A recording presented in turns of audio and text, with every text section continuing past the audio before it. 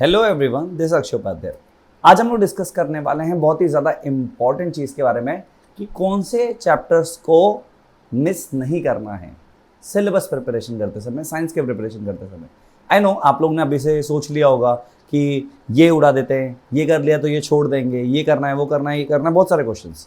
But क्या नहीं छोड़ना है ये नहीं सोच रहे हो, राइट है। मतलब अगर आप ऑप्शंस में रखने जा रहे हो तो ऑप्शंस के बारे में ना सोचो, ये सोचो कौन से चैप्टर ऐसे हैं जिसको ऑप्शन में रखने पे दिक्कतें हो सकती है।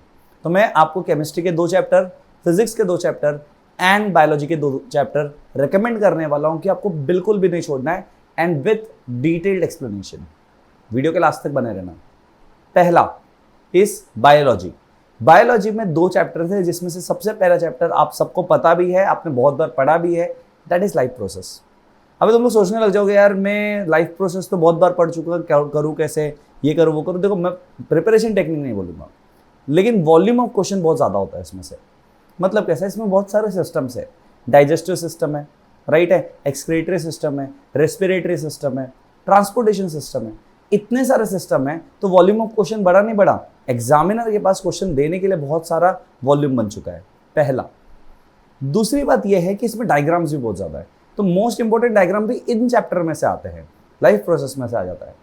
दूसरा चैप्टर जो बायोलॉजी में आपको बिल्कुल भी मिस नहीं करना, मैं तो बोलूँगा बिल्कुल भी नहीं, और शायद आप करोगे भी नहीं, that is how do organism reproduce.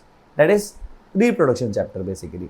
इसमें भी एनिमल रिप्रोडक्शन है, मतलब reproduction in animal, reproduction in plants, at the same time sexual reproduction and asexual reproduction का डिफरेंशिएशन, तो ये भी भूलना नहीं है। तो मोस्ट इंपॉर्टेंट क्वेश्चंस तो हम लोग डिस्कस करने ही वाले हैं, बट पहले इंपॉर्टेंट चीज़ है कि टॉपिक्स आप लोगों का प्रिपेयर्ड रहना चाहिए। इनमें कोई भी चैप्टर्स को आपको मिस नहीं करना है, रीजन बीइंग बायोलॉजी का पूरा बेसिस यहाँ पे बनता है। इसके बाद 2 माइनर चैप्टर्स भी है बच्चों, जैसे कि control and coordination is again important, but again मैं बोल रहा हूँ इनको नहीं छोड़ना है आप लोगों को। हेरिडिटी एवोल्यूशन का तो कुछ बचा ही नहीं, बेचारे का हेरिडिटी रह गया, एवोल्यूशन चला गया, राइट है, आप सबको पता ही है। तो बायोलॉजी के 2 मेरे रिकमेंडेशंस होंगे जिसको आप लोग प्रायोरिटी पे रखो, सबसे आगे मोस्ट प्रेफरेंस पे रखो, सो दैट आप लोग का बायोलॉजी एस कर सको आप। दूसरा आता है बच्चों केमिस्ट्री से। केमिस्ट्री के भी 2 मेजर पिलर्स है, अगेन केमिस्ट्री है तो आपकी ढह जाएगी सीधा। एंड 2 पिलर्स कौन से हैं? पहला है chemical reactions and equation. Chemistry के लिए सबसे इंपॉर्टेंट पार्ट है इसमें का बैलेंसिंग, बिल्कुल मिस नहीं करना है। बैलेंसिंग केमिकल इक्वेशन आना ही चाहिए, अनबैलेंस दिए जाएंगे उसको बैलेंस करना आना चाहिए आपको। टाइप ऑफ केमिकल रिएक्शंस भी नहीं भूलना है आप लोगों को, तो कोई पर्टिकुलर केमिकल रिएक्शन दिया हुआ है तो उसका टाइप बताने आना चाहिए आप लोगों को।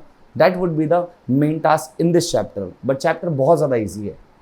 कलर्स के बारे में थोड़ा सोचना होगा, थोड़े से रिएक्शंस को पढ़ने होंगे बच्चा, जिससे आपका ये चैप्टर तगड़ा हो सके। एंड इसके बाद आता है दूसरा चैप्टर केमिस्ट्री का, that would be acid base and salt. Acid base and salt ऐसा चैप्टर है बच्चों जिसमें आपका फर्स्ट चैप्टर भी इंक्लूड होता है थोड़ा बहुत, and metals and non metals भी इंक्लूड होता है।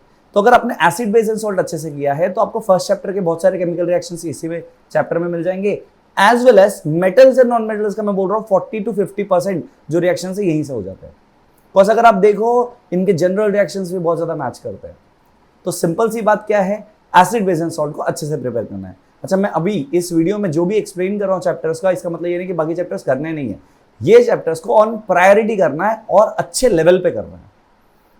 उसके बाद आता है फिजिक्स। अब फिजिक्स में 2 मेजर चैप्टर्स आप लोगों को ऑलरेडी पता है, बट मैं स्टिल बताना चाहूंगा, that would be first is light. अगर लाइट को आपने डिटेल में किया है, ह्यूमन आई का 50% आपको आ गया, डिफेक्ट्स आराम से आ गए अगर आपको रे डायग्राम्स आते हैं तो। लाइट चैप्टर बहुत ही लेंदी है बट उतना ही ज्यादा इंटरेस्टिंग और इजी भी है। आप लोगों ने किया राइट, तो उसमें देखा होगा कि लाइट में बहुत सारे रे डायग्राम्स है, बहुत सारी चीजें एक साथ इंक्लूडेड है, एंड वही रिपीट होता है ह्यूमन आई में। तो क्यों बार बार करना, एक ही चीज को बार बार रिपीट करने से अच्छा एक ही चीज को अच्छे से प्रिपेयर करो। उसके बाद आता है इलेक्ट्रिसिटी चैप्टर। फिजिक्स का second most important chapter is electricity. Electricity में भी बहुत सारे फॉर्मूलाज हैं एंड बहुत ईजी फॉर्मूलाज है। 2 डेरिवेशन है, resistance in series and parallel, and then combination of circuits. बस ये ही 2 चैप्टर्स करने हैं फिजिक्स से, क्योंकि जब आप इलेक्ट्रिसिटी अच्छे से करोगे, जैसे लाइट करने से ह्यूमन आई हो रहा था, इलेक्ट्रिसिटी करने से magnetic effect of electric current होगा। तो magnetic effect of electric current भी ईजी हो जाएगा आप लोगों के लिए अगर आपने इलेक्ट्रिसिटी अच्छे से पढ़ा हुआ है तो ये जो 6 चैप्टर्स है बच्चों आपके सामने मैं दे रहा हूँ, इन 6 चैप्टर्स के ऊपर ही काम करना है। मैं फिर से रिपीट करता हूँ कौन से चैप्टर्स है। फर्स्ट इज लाइट, दूसरा है इलेक्ट्रिसिटी, तीसरा है life process, how do organism reproduce, fourth one, fifth is chemical reactions and equation, and sixth is acid base and salt. In chapters को बिल्कुल नहीं भूलना है, इन चैप्टर्स को पहले ऑन प्रायोरिटी कंप्लीट करना है। आई होप ये वीडियो आप लोग को हेल्पफुल लगा होगा। अपने सोए हुए दोस्तों को उठाओ, उनको भी शेयर करो, बोलो पहले ये तो कंप्लीट कर ले, बाकी बाद में देखेंगे। Bye bye, take care and share कर देना अपने फ्रेंड्स के साथ इस वीडियो को।